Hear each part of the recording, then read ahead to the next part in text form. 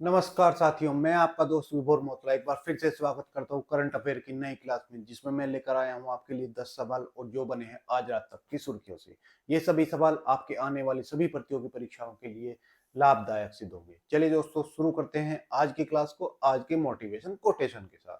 आज का motivation quotation आपके लिए है, कोशिश कर हल निकलेगा, आज नहीं तो कल निकलेगा। अर्जुन के तीर सा सद मरुस्थल से भी जल निकलेगा। मेहनत कर पौधे को पानी दे, बंजर जमीन से भी फल निकलेगा। दोस्तों, जब बंजर जमीन से फल निकल सकता है, हमें तो सिर्फ एक एग्जाम क्रैक करना है। एग्जाम क्रैक होगा, लेकिन उसके लिए हमें लगातार मेहनत करनी होगी। यही सार है इस आज के मोटिवेशन कोटेशन का, कि अगर हम लगातार मेहनत करेंगे तो बिल्कुल बंजर जमीन से भी जल निकाल सकते हैं। और हमें तो सिर्फ एक एग्जाम क्रैक करना है, तो वो तो आराम से क्रैक हो ही जाएगा। तो चलिए दोस्तों, शुरू करते हैं और जारी रखते हैं अपनी मेहनत को आज के क्वेश्चन नंबर 1 के साथ। आज का पहला क्वेश्चन आप सभी के लिए, हाल ही में भारत और फ्रांस की कंपनी सैफ्रॉन ने किस परियोजना के लिए जेट इंजन के सह विकास और निर्माण का फैसला किया है? दोस्तों, भारत अपनी 5वीं पीढ़ी के स्वदेशी फाइटर जेट का निर्माण करने जा रहा है। उसके लिए उसे एक इंजन की जरूरत थी। भारत ने अपना प्रोजेक्ट कावेरी इंजन भी चलाया, लेकिन अभी वो उसमें समय है, अभी वो पूरा नहीं हो पाया है। इसी बीच भारत को जो अपने एएमसीए प्रोजेक्ट के लिए एएमसीए प्रोजेक्ट के लिए एक फाइटर जेट के इंजन की आवश्यकता थी, जिसके लिए वो अमेरिका के पास बार बार जा रहा था। लेकिन अमेरिका में, जैसा कि आप जानते हैं, डोनाल्ड ट्रंप हैं और उन्होंने भारत के साथ अपने रिश्तों को खराब कर लिया है। इसी बीच फ्रांस निकल के सामने आता है और बोलता है कि मैं आपको ये इंजन विद टेक्नोलॉजी, यानी पूरा तकनीक के साथ ये इंजन आपको दूंगा। और ये इंजन किसके लिए? अपने एम का प्रोजेक्ट में काम आएंगे, जो हमारी 5वीं पीढ़ी के फाइटर जेट बनाने के लिए भारत सरकार द्वारा शुरू किया गया 1500 करोड़ का एक प्रोजेक्ट है। तो ये कितने से करोड़ का है? तो 1500 करोड़, 15,000 करोड़ का, 15,000 करोड़ का ये प्रोजेक्ट है। और इसे कौन कौन? तो डीआरडीओ ओ plus HAL, Hindustan aeronautic limited, दोनों कंपनियां भारत की मिलकर बना रही हैं। उधर से जब 2024 में इस परियोजना को मंजूरी दी, तो आप ये भी लिख लीजिए, इस परियोजना को मंजूरी कब मिली? तो 2024 में, 2024 में मंजूरी इस परियोजना को मिली। और तब से भारत इसके इंजन बनाने पे काम कर रहा है।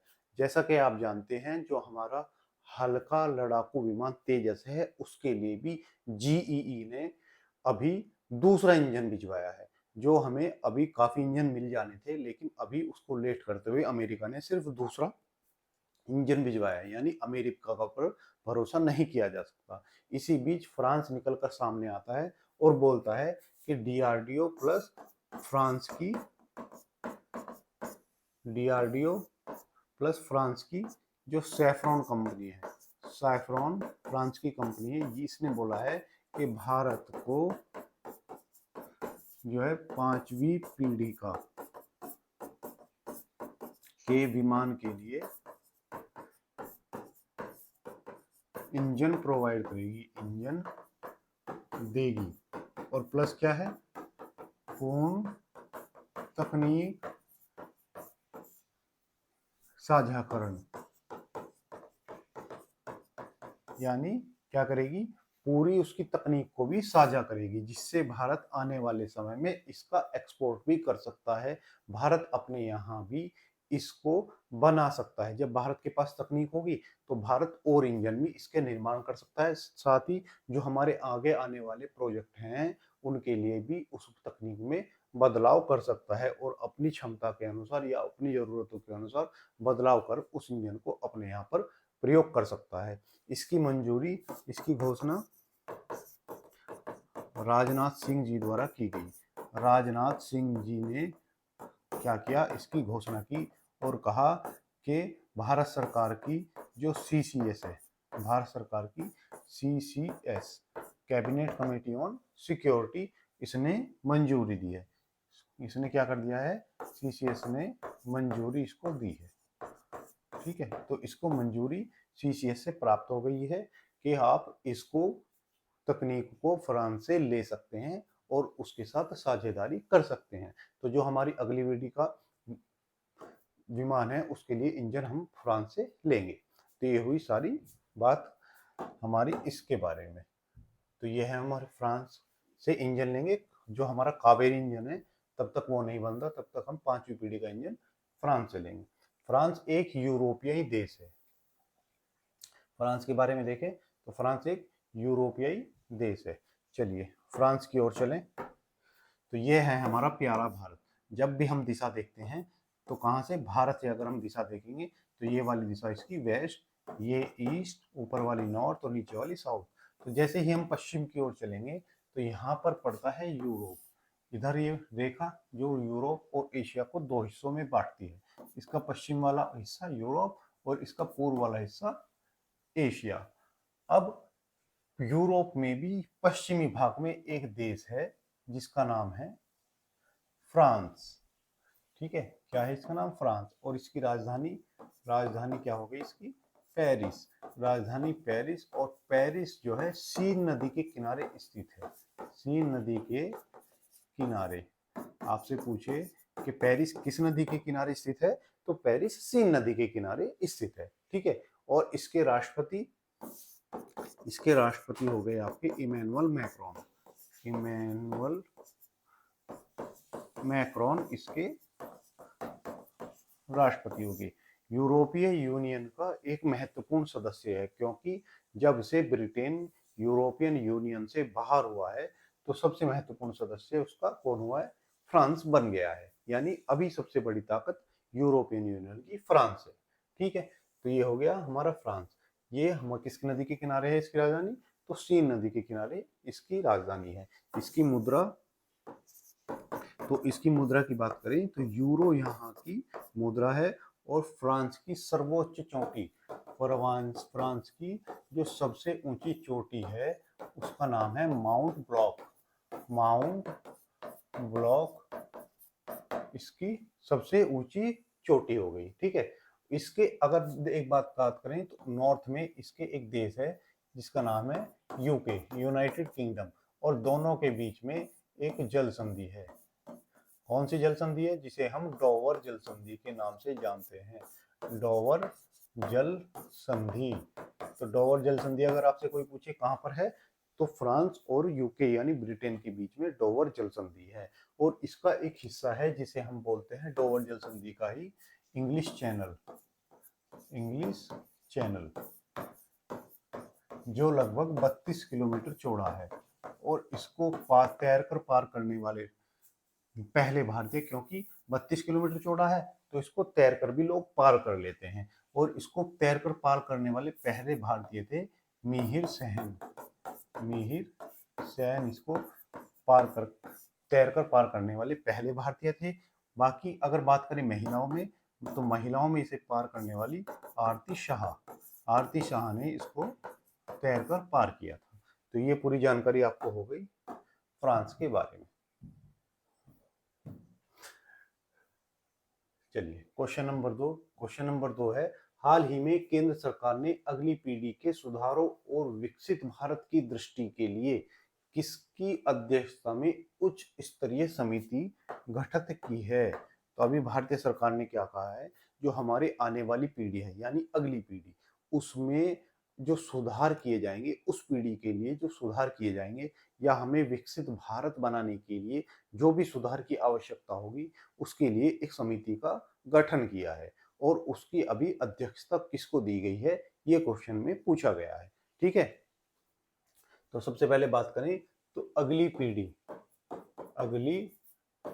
पीढ़ी प्लस विकसित भारत।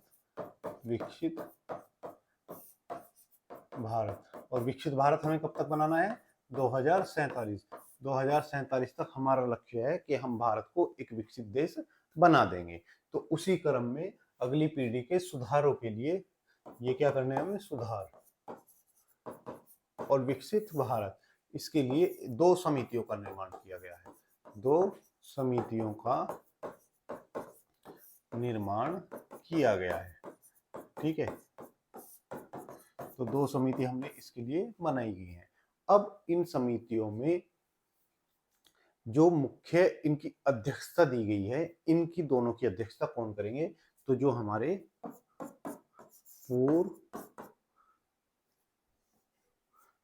नीति आयोग के पूर्णकालिक सदस्य हैं। नीति आयोग के पूर्णकालिक यानी पूरे समय क्या करेंगे? सदस्य रहेंगे। तो पूर्णकालिक सदस्य और हमारे जो कैबिनेट सचिव, और क्या थे? पूर्व कैबिनेट, यानी भारत में सिविल सेवकों की सबसे बड़ी जॉब क्या है? वो कैबिनेट सचिव की है, ठीक है। अगर कोई आईएएस अधिकारी बनता है तो वो सोचता है कि वो टॉप पर कहां पर पहुंचेगा, तो कैबिनेट सचिव बनता है तो वो क्या होगा? टॉप की उसकी पोस्ट होगी, ठीक है। तो कैबिनेट सचिव है और इनका नाम है राजीव गाबा। राजीव गाबा जी की अध्यक्षता में क्या किया गया है? एक समिति का गठन किया गया है, जो हमारी आगे आने वाली पीढ़ी, साथ ही भारत जो 2047 में विकसित देश का लक्ष्य रखे हुए है, उसके लिए इस कमेटी की अध्यक्षता करेंगे। तो पहली इसमें 2 समिति मैंने बताई है आपको, 2 समिति। तो पहली समिति कौन सी है? तो इसमें जो पहली समिति है उसका नाम है विकसित भारत लक्ष्यों पर समिति। तो पहली समिति कौन सी है? तो विकसित भारत लक्ष्यों पर समिति। तो ये होगी इसकी पहली समिति। वहीं बात करें अगर दूसरी समिति कौन सी है, तो गैर वित्तीय विनिमय सुधार समिति। दूसरी कौन सी है? गैर वित्तीय विनिमय सुधार समिति। तो इन दोनों समितियों को क्या किया है? इन दोनों समितियों का गठन किया गया है विकसित भारत में, कि 2047 तक हम जो विकसित भारत बनाने का लक्ष्य रखे हैं उसको कैसे प्राप्त करेंगे, ये समिति इस बात पर ध्यान देगी। दूसरी क्या है? गैर वित्तीय, मतलब जो हमारे यहाँ पर कंपनियां आती हैं, जो हमारे देश की जीडीपी में और विकास में योगदान करती हैं, उनको हम यहाँ पर बिजनेस करना कैसे आसान बनाएं, इसके लिए इस समिति का निर्माण किया गया है। क्योंकि अगर वो आसानी से बिजनेस कर पाएंगी तो भारत की तरक्की में आसानी से योगदान दे पाएंगी और यहाँ पर आने के लिए प्रोत्साहित होंगी। अगर उनको हम सरकारी काम में ही उलझा देंगे तो यहाँ पर कोई कंपनी आएगी नहीं, बोलेगी यार यहाँ पे तो जाके काम इतना है, लाइसेंसिंग इतनी है। तो उस लाइसेंसिंग को खत्म करने के लिए, यानी ease of doing business, ease of doing business, इसको पूरा करने के लिए क्या है? हमने दूसरी समिति का निर्माण किया है। इसके लिए इसकी दृष्टि क्या है, मतलब इसके पीछे सोच क्या है? तो विकसित भारत की दृष्टि क्या है? विकसित भारत की दृष्टि के लिए, यानी भारत को 2047 तक विकसित राष्ट्र बनाने के लिए भारत का लक्ष्य क्या है? 2047 से भारत को विकसित बनाने के लिए अगले कुछ सालों में हमारा लक्ष्य है कि भारत को 5 ट्रिलियन की इकोनॉमी बनाना, 5 ट्रिलियन डॉलर की अर्थव्यवस्था बनाना, ये भी भारत का लक्ष्य है। और ये कब तक लक्ष्य रखा है? तो लगभग ये 2030 तक मोदी जी ने बोला था कि हम इसको 5 ट्रिलियन की इकोनॉमी बना देंगे। जितने भी लक्ष्य रखे गए हैं मोदी जी ने उनको समय से पहले ही पूरा कर दिया है। तो अभी कुछ ही सालों में आप देखेंगे तो 5 ट्रिलियन की अर्थव्यवस्था भारत बन भी जाएगा। सुशासन और प्रशासनिक क्षमता को बढ़ाना, इसका लक्ष्य क्या होगा?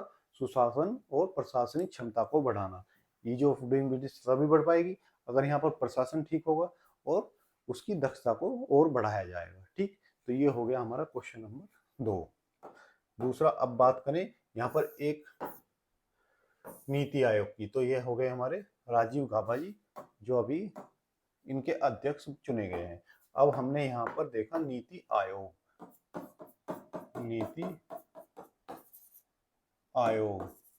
अब नीति आयोग के बारे में भी पूरी जानकारी ले लेते हैं। इसकी स्थापना कब हुई थी?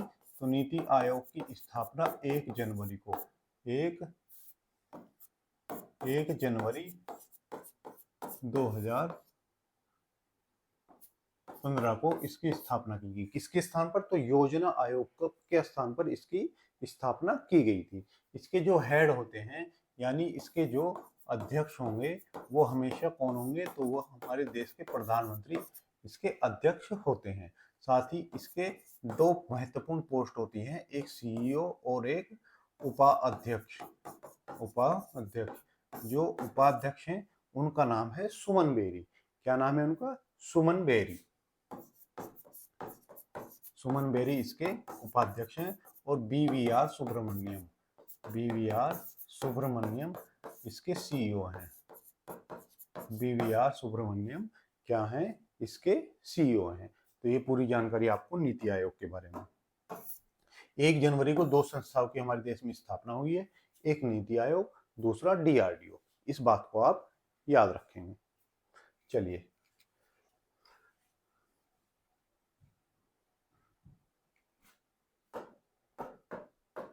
राष्ट्रीय अंतरिक्ष दिवस भारत में कब मनाया जाता है? तो अंतरराष्ट्रीय अंतरिक्ष दिवस, देखो हमारे यहाँ पर 2023 में एक हमने यान लॉन्च किया, या एक प्रोजेक्ट था हमारा चंद्रयान। कौन सा? चंद्रयान 3। कौन सा प्रोजेक्ट था अपना? चंद्रयान 3। ये प्रोजेक्ट हमने लॉन्च किया। और ये किससे? तो हमारा एक रॉकेट है LV, कौन सा रॉकेट है? LVM-3M4 रॉकेट से हमने इसको लॉन्च किया। अब ये रॉकेट 14 जुलाई को छोड़ा गया। कब से? तो 14 जुलाई। इसमें हमारा चांद पर एक रोवर और एक लैंडर, यानी एक चांद पर उतरने वाला हमारा रोबोट था जिसका नाम था लैंडर, और उसका नाम था विक्रम। क्या नाम था? तो विक्रम नाम का लैंडर हमने भेजा, और प्रज्ञान नाम का जो उस पर चलने वाला था वो रोवर था। कब भेजा? तो 14 जुलाई को LVM-3 LM-4 द्वारा भेजा गया। अब ये जो हमारा चंद्रयान था, ये कहाँ पर उतरना था? तो ये जैसे हमारा पृथ्वी है, और पृथ्वी के एक उपग्रह है, उसका नाम है चंद्रमा। चंद्रमा के 2 पोल, जैसे पृथ्वी के 2 पोल हैं, एक नॉर्थ एक साउथ, ऐसे ही चंद्रमा के 2 पोल हैं। तो आज तक जितने भी देश इस पर लैंड किए हैं, ये यहाँ पर यानी उत्तरी ध्रुव पर लैंड किए हैं। दक्षिणी ध्रुव पर उतरने वाला भारत पहला देश बना। ठीक है, तो 23 अगस्त को भारत चंद्रमा पर उतरने वाला पहला देश बना। ठीक है, उतरने वाला पहला देश कब बना था? तो 2023 में बना था। और कब बना था? तो 23 अगस्त को बना। और इस 23 अगस्त को ही हमारे पीएम मोदी जी ने क्या कर दिया? अंतरिक्ष दिवस, राष्ट्रीय अंतरिक्ष दिवस घोषित कर दिया। ठीक है, राष्ट्रीय अंतरिक्ष दिवस घोषित कर दिया। तो हम राष्ट्रीय अंतरिक्ष दिवस कब मनाते हैं? 23 जुलाई को मनाते हैं। किसके लिए? क्योंकि हमने चांद के दक्षिणी ध्रुव पर इस दिन अपना रोवर उतारा था, इसके लिए हम ये दिवस मनाते हैं। और जहां पर हम उतरे थे, उस पॉइंट को शिव शक्ति पॉइंट नाम रखा गया। ठीक है, क्या नाम रखा गया? उस पॉइंट का नाम शिव शक्ति पॉइंट। जहां पर हमने अपना जाके झंडा गाड़ा, वहां पर शिव शक्ति पॉइंट उसका नाम रखा गया। अब बात करें 2025 की थीम क्या है? 2025 की इस बार थीम क्या रखी गई है? तो इस बार की थीम बड़ी विशेष है, जिसका नाम है आर्यभट्ट से गगनयान। क्या है? आर्यभट्ट से गगनयान। आर्यभट्ट से गगनयान, प्राचीन ज्ञान से अनंत संभावनाएं। आगे क्या है? प्राचीन ज्ञान से अनंत संभावनाएं। तो ये हो गई हमारी थीम। आर्यभट्ट ये 1975 में छोड़ा गया भारत का पहला उपग्रह, भारत का पहला उपग्रह, भारत का पहला उपग्रह जो 1997 में छोड़ा गया, वो 1975 में छोड़ा गया, 75 में, ठीक है, 75 में छोड़ा गया भारत को। और किसकी मदद से? तो यूएसएसआर, यानी जो आज का रूस है, जो संयुक्त रूप से पहले यूएसएसआर हुआ करता था, उसके सहयोग से। आज भारत को अमेरिका बोलता है कि यूएसएसआर से आप तेल ना खरीदो या रूस से तेल ना खरीदो। भारत और रूस के संबंध आप देख रहे हैं कब से है। भारत का पहला सहयोग जो सैटेलाइट में किया था वो रूस ने किया था। जब अमेरिका या पश्चिमी देश भारत पर हंसा करते थे, भारत के सैटेलाइट साइकिल पर भारतीय लोग ढोया करते थे, उस समय से रूस भारत का सहयोगी रहा है। तो भारत से संबंध रूस के काफी पुराने हैं। तो 1975 में छोड़ा गया। और दूसरा गगनयान जो 2025 में छोड़ा जाना प्रस्तावित है, 2025 में। तो आर्यभट्ट यानी 1975 और गगनयान 2025 तक में जितनी हमने आज तक काम किए हैं उसको इस थीम में संजोया गया है। 2025 में करना है। और यहाँ पर 3 दिन के लिए हमारे अंतरिक्ष यात्री कहाँ जाएंगे? अंतरिक्ष में जाएंगे। और कितने दिन के लिए? 3 दिन के लिए जाएंगे, ठीक है। तो अंतरिक्ष में हमारे यात्रियों को भेजना या अंतरिक्ष की सैर कराना, ये हमारा अंतरिक्ष मिशन है, ठीक है। 2025 में इसको हमें पूरा करने की लक्ष्य रखा है। चलिए,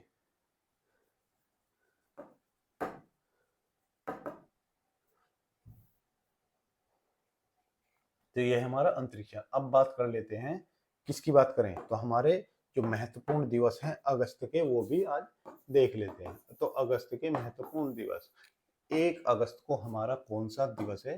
तो वर्ल्ड वेब वाइल्ड डे। साथ ही फेफड़ों का कैंसर दिवस, फेफड़ों का कैंसर दिवस, ठीक है। दूसरा, उसके बाद 6 अगस्त को हमारे यहाँ विश्व में क्या मनाया जाता है? तो हिरोशिमा, हिरोशिमा जापान का शहर जिस पर बम गिरा था, उसको हिरोशिमा दिवस के नाम से उस दिन से मनाते हैं। 7 अगस्त को राष्ट्रीय हथकरघा दिवस, हथकरघा दिवस और भाला फेंक दिवस, भाला फेंक दिवस भी इस दिन मनाते हैं, ठीक है। 9 अगस्त को कौन सा दिवस मनाते हैं? तो 9 अगस्त को हम नागासाकी दिवस मनाते हैं। 10 अगस्त को कौन सा दिवस मनाते हैं? तो 10 अगस्त को हम विश्व शेर दिवस मनाते हैं, ठीक है। ऐसे ही 12 अगस्त को हम कौन सा दिवस मनाएंगे? तो 12 अगस्त को हम हाथी दिवस और अंतर्राष्ट्रीय युवा दिवस ये मनाते हैं, ठीक है। ऐसे ही फिर उसके बाद 15 अगस्त को हम स्वतंत्रता दिवस मनाते हैं। स्वतंत्रता दिवस 15 अगस्त को मनाते हैं। उसके बाद हमारा जो दिवस आता है वो है 19 को। तो 19 को हम विश्व फोटोग्राफी दिवस, 19 अगस्त को विश्व फोटोग्राफी दिवस,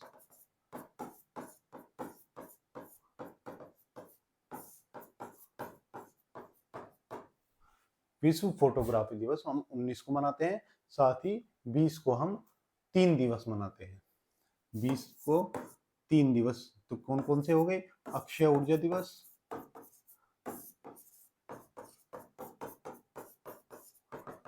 और एक हो गया हमारा अक्षय ऊर्जा के बाद मच्छर दिवस। तो इसको तो आप जरूर से जरूर याद रखेंगे, मच्छर दिवस, ठीक है। अक्षय ऊर्जा दिवस, मच्छर दिवस, और एक दिवस है सद्भावना दिवस। तो सद्भावना दिवस भी हम किस दिन मनाते हैं?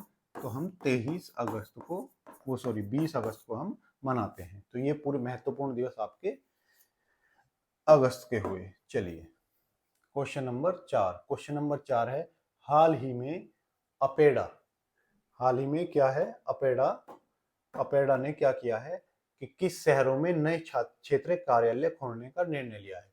तो हमारे यहाँ पर एक संस्था है अपेडा नाम की एक संस्था है, और इसका कार्य क्या है कि जो हमारे कृषि उत्पाद हैं या उनसे हम प्रोसेस करके कोई फूड बनाते हैं, जैसे आटा, चावल हमने हमारे किसान ने उगाया तो एक तो सॉरी गेहूं उगाया तो गेहूं एक तो हो गया हमारा कृषि उत्पाद। दूसरा, अगर हम उसको प्रोसेस कर कर कोई फूड बना दें, जैसे बिस्किट बना दें या ब्रेड बना दें, तो इन दोनों के विकास करना और इनको निर्यात कराना ये अपेडा की जिम्मेदारी है।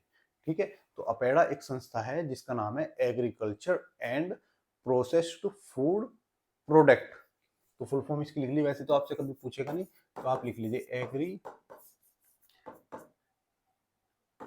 Agriculture and processed food product, processed food product export developing authority. क्या है? एक्सपोर्ट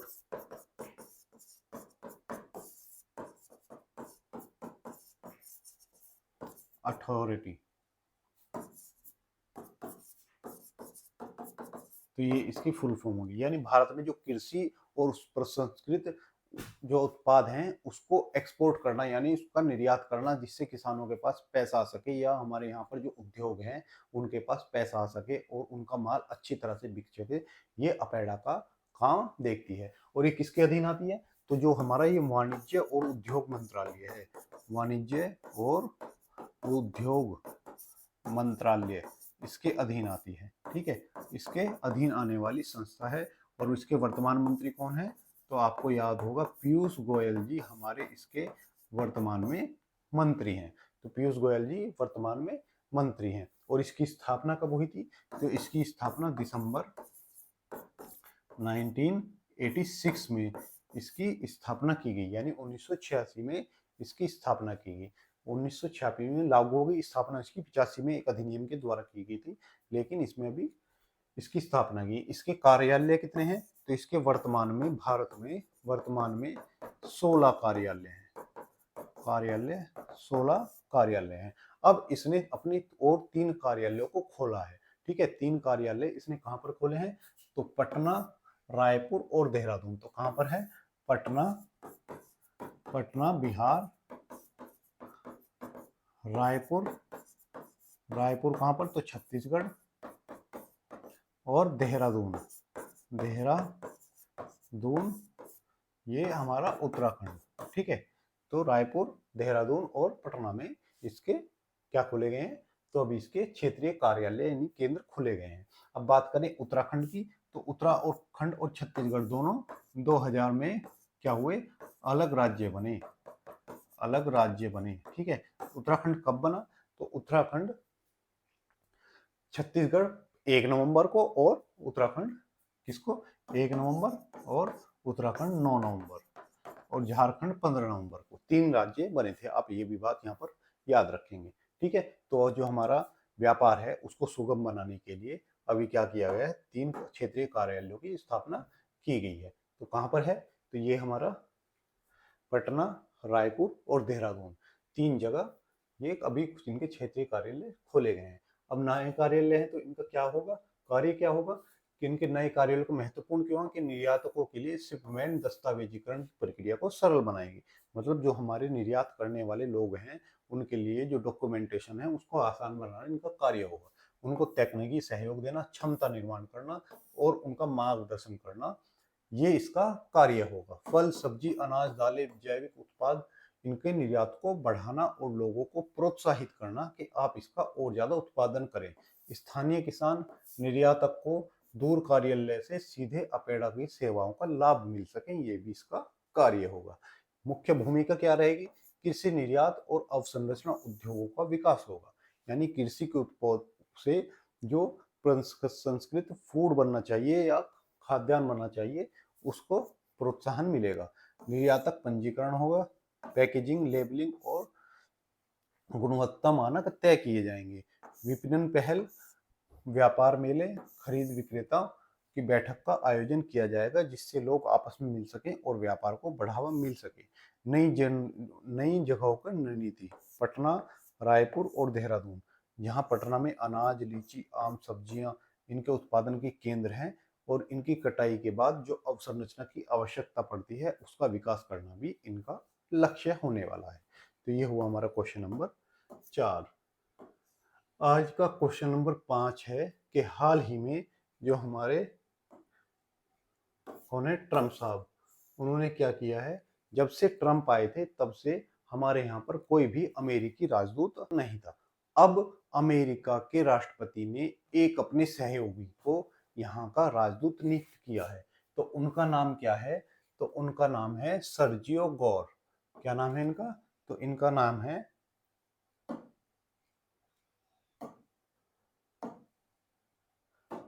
नाम है यूएसए के भारत में राजदूत।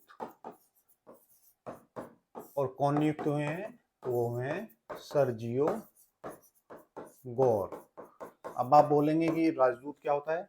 दो देश है, एक मान लो यूएसए और दूसरा भारत। तो भारत में यूएसए के जितने भी काम होंगे, यानी भारत को यूएसए से जितने भी काम होंगे, तो भारत के लोग कहाँ जाएंगे? इस एम्बेसी में जाएंगे। जितने भी काम होंगे उसके लिए कहाँ पर? इस एम्बेसी में जाएंगे। तो इसका जो अध्यक्ष होगा या जो हेड होगा उसको हम राजदूत के नाम से जानते हैं।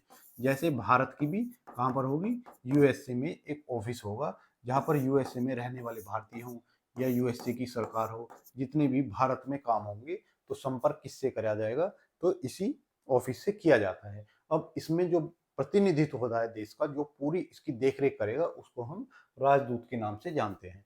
अभी सर्जियो गोर को भारत में अमेरिकी दूतावास का राजदूत नियुक्त किया गया है।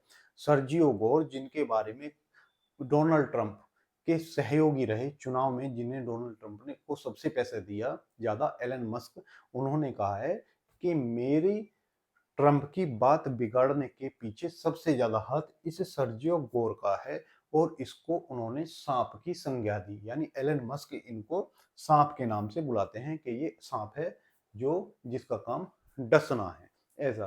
तो अभी भारत के रणनीतिक महत्व को देखते हुए सर्जियो गोर, जो डोनाल्ड ट्रंप का राइट हैंड भी कहे जाते हैं, उनको यहाँ पर नियुक्त किया गया है। यानी भारत से कितना व्यापार चाहते हैं डोनाल्ड ट्रंप, इस नियुक्ति के बाद उनकी एक झलक दिखाई देती है।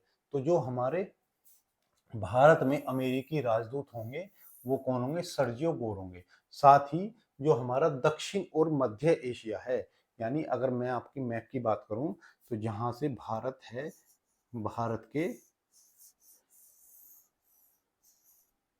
के पश्चिम में, जो मध्य एशिया है, मध्य एशिया ऊपर, मध्य एशिया जिसमें पाकिस्तान भी है, पाकिस्तान, दक्षिण और मध्य एशिया, यानी पाकिस्तान और भारत को एक साथ इन्होंने रख दिया है। यानी ये दक्षिण एशिया के मुद्दों को भी यहाँ पर बैठकर देखेंगे। यानी भारत और पाकिस्तान को एक बार फिर से डोनाल्ड ट्रंप ने एक साथ रखने की कोशिश की है, जैसा कि वो अपनी घोषणा में ऑपरेशन सिंदूर पर बोलते थे कि मैंने दोनों देशों को व्यापार का ऑफर दिया और दोनों देशों ने कहा जी जी हम अभी युद्ध रोक देते हैं। ठीक है, तो ऐसा ही एक बार उनका फिर से प्रयास रहा है। तो अभी सर्जियो गोर को भारत का और दक्षिण मध्य एशिया के लिए राजदूत नियुक्त किया है। तो इसका ऑप्शन हो जाएगा दोनों।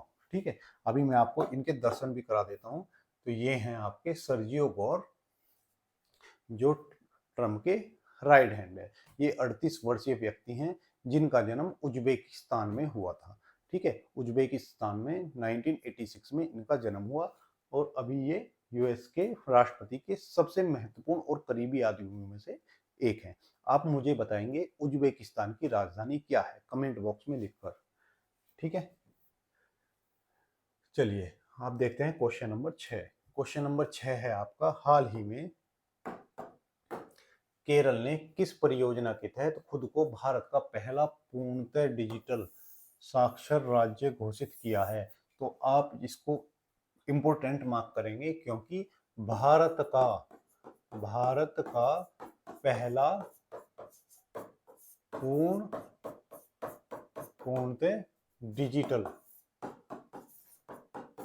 डिजिटल एजुकेटेड यानी साक्षर राज्य कौन सा है? तो डिजिटल साक्षर राज्य भारत का कौन सा हुआ? केरल हुआ। केरल ये राज्य है और इसकी घोषणा किसने की? इसकी घोषणा की जो यहाँ के सीएम है और उनका नाम क्या है? पिनराई विजयन। पिनराई विजयन ने ये घोषणा की और इन्होंने कहा कि जो हमारी केरल में परियोजना है जिसका नाम है डिजिटल या डिजी केरल परियोजना, इन्होंने कहा कि हमारी डिजी केरल परियोजना, इसके माध्यम से हमने क्या किया है? केरल को क्या कर दिया है? एक डिजिटल राज्य बना दिया है। डिजिटल राज्य बना दिया है और ये किसके द्वारा? तो इसका जो पहला चरण है इसके द्वारा ही ये संभव हो गया है, यानी पहले चरण के द्वारा ही ये संभव हो गया है। केरल था तो पहला चरण द्वारा संभव हो गया। अगर मानिए यही बात यूपी में होती तो कई चरण लग जाते। हम कहाँ मानने वाले हैं? ना हम डिजिटल बनने वाले। ठीक है, अभी भी हम एटीएम की लाइन में जाकर पैसे निकालते हैं। जब तक पैसे हमारी जेब में ना रहे तो पैसे की गर्मी महसूस नहीं होती फोन में। नहीं, फोन में कितना भी पैसा पड़ा हो, पैसे की गर्मी तो जेब में आके ही महसूस होती है। तो डिजिटल राज्य कौन बना है? तो पहला डिजिटल राज्य केरल बना है, भारत का पहला डिजिटल राज्य है। और जो हम उनका प्रोजेक्ट था डीजी केरल परियोजना, उसके पहले चरण द्वारा ही ऐसा संभव हो गया है। ठीक है, तो ये हुआ हमारा क्वेश्चन नंबर 6।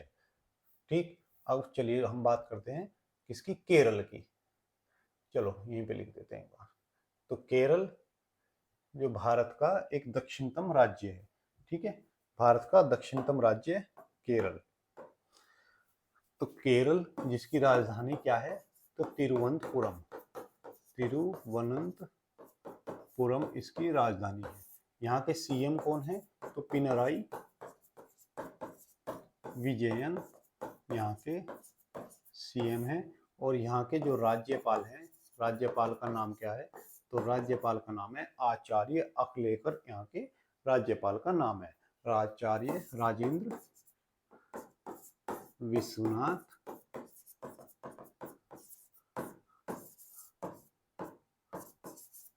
ये यहाँ के राज्यपाल हुए। ठीक है, अगर बात करूं यहाँ के तट की, तो जो केरल का तट है, केरल का तट हम किस नाम से जानते हैं? तो मालाबार तट के नाम से जानते हैं। भारत में मालाबार तट सबसे पहले वर्षा प्राप्त करने वाला तट है, यानी सबसे पहले जो दक्षिण पश्चिम मानसून आता है वो हमारे केरल के इसी तट से आकर टकराता है। अगर बात करें यहाँ के त्योहार की, तो यहाँ के त्योहार काफी महत्वपूर्ण हो जाते हैं। ठीक है, यहाँ के त्योहार काफी महत्वपूर्ण हो जाते हैं, इसलिए आप इनको याद रखेंगे। तो एक तो इनका जो त्योहार है अतुवेला महोत्सव, अतुवेला महोत्सव इनका महत्वपूर्ण त्योहार है। साथ ही अटुकल पोंगल, अटुकल पोंगल ये यहाँ का महत्वपूर्ण त्योहार है। तो आप अतुवेला और अटुकल पोंगल, साथ ही मांडी त्योहार भी याद रखेंगे। मांडी त्योहार, ठीक है, याद रखेंगे। साथ ही यहाँ पर और क्या है? तो और हम यहाँ के लोक नृत्य जान सकते हैं। लोक नृत्य, दो तो लोक नृत्य यहाँ के किसमें है? शास्त्रीय नृत्यों में गिनती की जाती है। तो कौन कौन से हैं? कथकली और मोहिनी अट्टम। मोहिनी अट्टम ये क्या है? यहाँ के लोक नृत्य हैं जिनको हमने शास्त्रीय नृत्यों में भी शामिल किया गया है। वहीं कथकली, कुडियट्टम, मोहिनीअट्टम,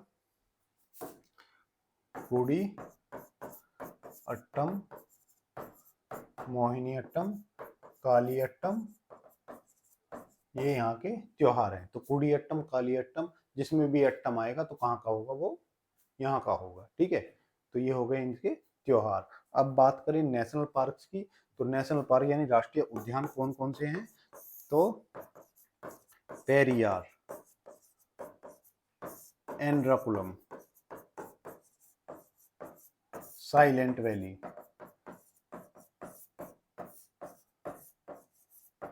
ठीक है, पेरियार, एनराकुलम, साइलेंट वैली, अन्नामुडाई शोला, पद्दम शोला। कौन सी? अन्नामुडाई शोला, मुडाई शोला और पुद्दपुरम 16। ये क्या हो गए इसके? ये इसके नेशनल पार्क हो गए। तो पूरी जानकारी आपको केरल के बारे में भी हो गई। ठीक है, चलिए अगर केरल के बारे में बात करें यहाँ की सीटों की, तो वो भी आप देख लीजिए। तो केरल में लोकसभा, राज्यसभा और लोकसभा और विधानसभा, जहां यहाँ पर लोकसभा की 15 सीटें हैं, सॉरी 16 सीटें हैं। यहाँ लोकसभा की 20 सीटें हैं और राज्यसभा की यहाँ पर 9 सीटें हैं। 9 सीटें राज्यसभा की हैं और विधानसभा की यहाँ 140 सीटें हैं। तो लोकसभा 20, राज्यसभा 9 और विधानसभा की 140 सीटें यहाँ पर हैं। चलिए क्वेश्चन नंबर 7 देखते हैं। क्वेश्चन नंबर 7 है, हाल ही में सस्टेनेबल पावर 1404 मिसाइल अभ्यास कहाँ हुआ है? तो अभी क्या है, जो हमारा ईरान है उसने ये इसका आयोजन किया है। तो ईरान ने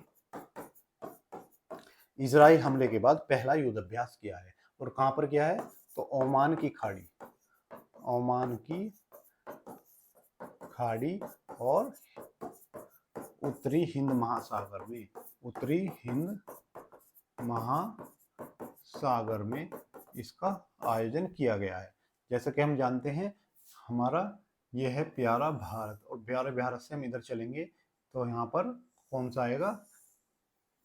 ईरान, यहाँ पर अरब, सऊदी अरब, और यहाँ पर पाकिस्तान के बाद ईरान और अरब प्रायद्वीप को अलग करने वाली संधि हॉर्मुज जल संधि है। ठीक है, जल संधि है। तो ईरान ने अपने दक्षिण में ये जो सागर है ये कौन सा है? उत्तरी हिंद महासागर और ओमान की खाड़ी, क्योंकि हॉर्मुज जल संधि किसको अलग करती है? तो यहाँ पर फारस की खाड़ी है, फारस की खाड़ी को किससे अलग कर रही है? यहाँ पर ओमान की खाड़ी से अलग कर रही है। तो ओमान की खाड़ी और फारस की खाड़ी को जोड़ने वाली हॉर्मुज जल संधि है, और ये क्या कहाँ पर है? ओमान सागर के पास है। तो यहाँ पर यह अभ्यास ईरान द्वारा किया गया है।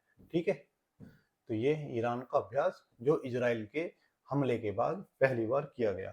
आप मुझे कमेंट बॉक्स में लिखकर बताएंगे कि ईरान पर इजराइल ने कौन सा ऑपरेशन किया, और यहाँ के परमाणु संयंत्रों पर जब अमेरिका ने अपने B-2 बॉम्बर से बंकर बस्टर बम गिराए गए, वो किस प्रोजेक्ट के तहत गिराए गए? क्योंकि रात को गिराए गए थे, आधी रात को गिराए गए थे। इसलिए आप मुझे कमेंट बॉक्स में लिखकर बताएंगे कौन से प्रोजेक्ट यानी कौन सी मिशन के द्वारा ये अपना बम गिराए गए।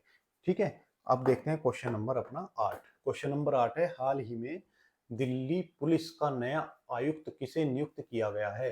तो दिल्ली पुलिस आयुक्त जो नियुक्त किए गए हैं वो गलोचा जी नियुक्त किए गए हैं। सतीश गलोचा जी को दिल्ली पुलिस का आयुक्त नियुक्त किया गया है। तो गलोचा जी का आप गाल देखिए, लाल है। ठीक है, तो गलोचा जी को नियुक्त किया गया है। चलिए क्वेश्चन नंबर 9, हाल ही में भारतीय रिजर्व बैंक